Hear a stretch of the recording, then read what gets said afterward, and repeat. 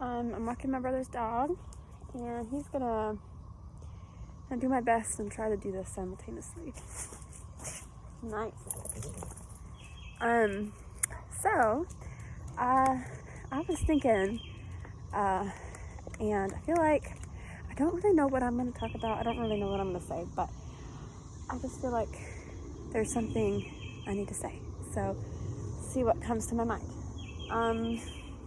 But what I was thinking earlier, I was talking a long time with my mom this morning, and just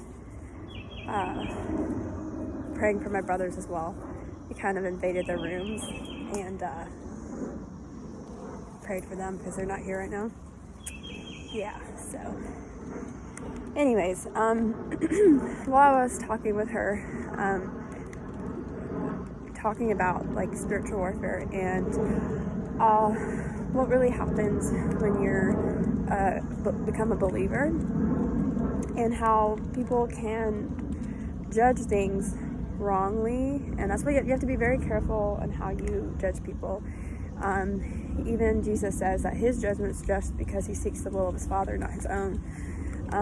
So we gotta be really careful about how we judge people, even because when you have potential, or when you are coming to the Lord, or if you are in the Lord, there's a lot after you, and we know it's a spiritual battle. That's very clear. And we know even in the Bible, when you read Revelations, like angels, man, they're warriors. And you go into the Old Testament, and lots of fighting, lots of battles. But when you're a believer, let's compare someone who isn't and who is, and they're doing the same exact thing, and they both fall into the same exact sin. Let's say the unbeliever, nothing happens. They're fine. Didn't get any demons. Nothing like that happened. But for the believer, oh yeah, they did. Because there was a massive horde just waiting for the right opportunity and been trying for so long. And finally got it. And so then that person, so you just end up with a lot more torment. And obviously, if you don't, stay close to the Lord and stay humble and seek him, you can lose your faith. And there's people who have walked away from the faith. And this is why you'll have stories of people who were like on fire for God, or like have done all these amazing things, and then you hear this terrible scandal that's happened. And it's like, how could that happen?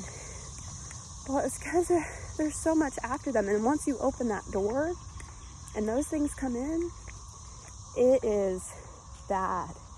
It is very, very bad. And it quickly brings you into a delusion.